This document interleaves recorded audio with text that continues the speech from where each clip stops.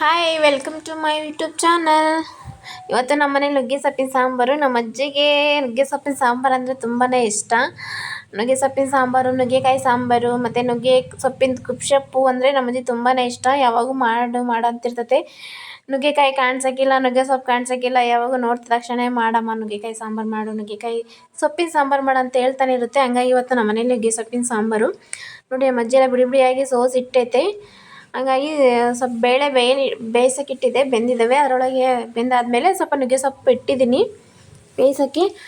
ನುಗ್ಗೆ ಸೊಪ್ಪು ಇಟ್ಟಾದಮೇಲೆ ಎಷ್ಟು ಬೇಕೋ ಅಷ್ಟು ಉಪ್ಪು ಹಾಕೊಳ್ಳೋದು. ಬೇಳೆಕಾಳಿಗೂ ಮತ್ತು ನುಗ್ಗೆ ಸೊಪ್ಪಿಗೆ ಎಷ್ಟು ಬೇಕೋ ನೀರು ಎಷ್ಟಿದೆ ಅದ್ರ ಪ್ರಮಾಣ ನೋಡ್ಕೊಂಬಿಟ್ಟು ಸ್ವಲ್ಪ ಉಪ್ಪು ಹಾಕೊಳ್ಳೋದು. ಉಪ್ಪು ಹಾಕ್ಕೊಂಡು ಚೆನ್ನಾಗೆಲ್ಲ ಮಿಕ್ಸ್ ಮಾಡಬೇಕು. ಚೆನ್ನಾಗೆಲ್ಲ ಉಪ್ಪೆಲ್ಲ ಹತ್ಬೇಕಲ್ಲ ಕಾಳಿಗೂ ಮತ್ತು ನುಗ್ಗೆ ಸೊಪ್ಪಿಗೂ. ಚೆನ್ನಾಗೆಲ್ಲ ನುಗ್ಗೆ ಸೊಪ್ಪಿಗೆ ಹತ್ಬೇಕಂತಂದ್ಬಿಟ್ಟು ಎಲ್ಲ ಮಿಕ್ಸ್ ಮಾಡ್ತಾಯಿದ್ದೀನಿ. ಚೆನ್ನಾಗಿ ಕುದಿ ಹತ್ತಿದ್ರೆ ಚೆನ್ನಾಗೆಲ್ಲ ಎರಡೂ ಮಿಕ್ಸ್ ಆಗುತ್ತೆ, ಬೇಳೆನೂ ಮತ್ತು ಸೊಪ್ಪು ಮಿಕ್ಸ್ ಆಗಾದ್ಮೇಲೆ ಚೆನ್ನಾಗಿ ಬೇಯುತ್ತೆ. ಸಾಂಬಾರು ಟೇಸ್ಟ್ ಬರುತ್ತೆ. ಒಂದು ಸ್ವಲ್ಪ ಚೆನ್ನಾಗಿ ಬೇಳೆ ಎಲ್ಲ ಚೆನ್ನಾಗಿ ಬೇಯ್ತಾ ಇದ್ದರೆ ಬೇಳೆ ಸ್ವಲ್ಪ ಟೇಸ್ಟ್ ಬರುತ್ತೆ. ಹಾಗಾಗಿ ಬೇಳೆ ಬೇಯಲ್ಲಿ ಇಟ್ಬಿಟ್ಟು ಸೊಪ್ಪು ಅದೆಲ್ಲ ಇಟ್ಬಿಟ್ಟು ಕುದಿಲ್ಲ ಅಂತ ಸುಮ್ಮನೆ ಬಿಟ್ಟಿದ್ದೀನಿ. ಈ ಕಡೆ ಬಾಣಲಿ ತಗೊಂಡು ಬಾಣಲಿಗೆ ಒಂದು ಸ್ವಲ್ಪ ಎಣ್ಣೆ ಹಾಕ್ಬಿಟ್ಟು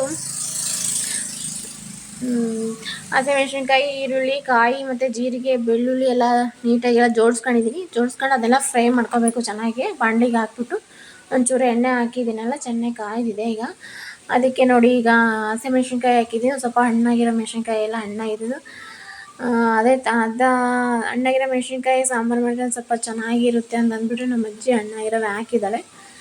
ಅದಕ್ಕೆ ಸ್ವಲ್ಪ ಫ್ರೈ ಮಾಡಿ ಈರುಳ್ಳಿ, ಜೀರಿಗೆ ಚೆನ್ನಾಗೆಲ್ಲ ಫ್ರೈ ಮಾಡ್ತಾಯಿದ್ದೀನಿ. ಬೆಳ್ಳುಳ್ಳಿ, ಕಾಯಿ, ಹಸಿಮೆಣ್ಸಿನ್ಕಾಯಿ, ಈರುಳ್ಳಿ, ಕಾಯಿ ತುರಿದು ಹಾಕೋಬೋದು, ಆ ಥರ ಕಟ್ ಮಾಡಿ ಹಾಕೋಬೋದು, ಚೆನ್ನಾಗಿರುತ್ತೆ. ನಮ್ಮ ಅಜ್ಜಿ ಏನು ಮಾಡಿಬಿಡುತ್ತೆ, ಎಲ್ಲ ಕಟ್ ಮಾಡಿ ಇಟ್ಟೈತೆ. ಸ್ವಲ್ಪ ಕೊತ್ತಂಬರಿ ಸೊಪ್ಪು ಹಾಕಿ ಇಟ್ಟಿದ್ದೀನಿ ಮಿಕ್ಸಿಗೆ. ಈಗ ಅದೊಂದು ಸ್ವಲ್ಪ ಆರಕ್ಕೆ ಬಿಟ್ಟಿದ್ದೀನಿ. ಒಂದು ಸ್ವಲ್ಪ ತಣ್ಣಗಾಗಬೇಕಲ್ಲ ಮಿಕ್ಸಿಗೆ ಹಾಕೋಕ್ಕೆ, ಹಾಗಾಗಿ ಆರಕ್ಕೆ ಬಿಟ್ಟಿದೆ. ಈಗೆಲ್ಲ ತಣ್ಣಗಾಗಿದೆ. ಮಿಕ್ಸಿ ಜಾರಲ್ಲಿ ಹಾಕೊಂಡಿದ್ದೀನಿ. ಸೊಪ್ಪು ಈ ಥರ ಬೇಯ್ತಾ ಇದೆ ನೋಡಿ, ಚೆನ್ನಾಗಿ ಕುದೀತಾ ಇದೆ.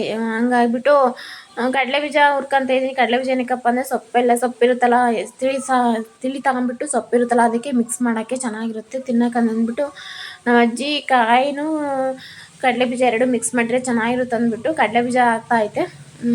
ಕಡಲೆ ಬೀಜ ಹೆಂಗೆ ಫ್ರೈ ಮಾಡಿದ್ದೀನಿ ನೋಡಿರಿ. ಈ ಥರ ಹಂಗಂದರೆ ಆ ಥರ ಹಿಂಗೆ ಕೈಯಲ್ಲಿ ಈ ಥರ ಅಂದರೆ ಸಿಪ್ಪೆ ಬಿಡ್ಬೇಕು, ಆ ಥರ ಹುರ್ಕೊಬೇಕು. ಹುರ್ಕೊಂಡಾದ್ಮೇಲೆ ಸ್ವಲ್ಪ ಬೆಂದಿದೆ ನೋಡಿ, ಸೊಪ್ಪು ಬಸ್ತಿದ್ದೀನಿ. ತಿಳಿ ಬೇರೆ ಮತ್ತು ಸೊಪ್ಪು ಬೇರೆ ಮಾಡಿದ್ದೀನಿ.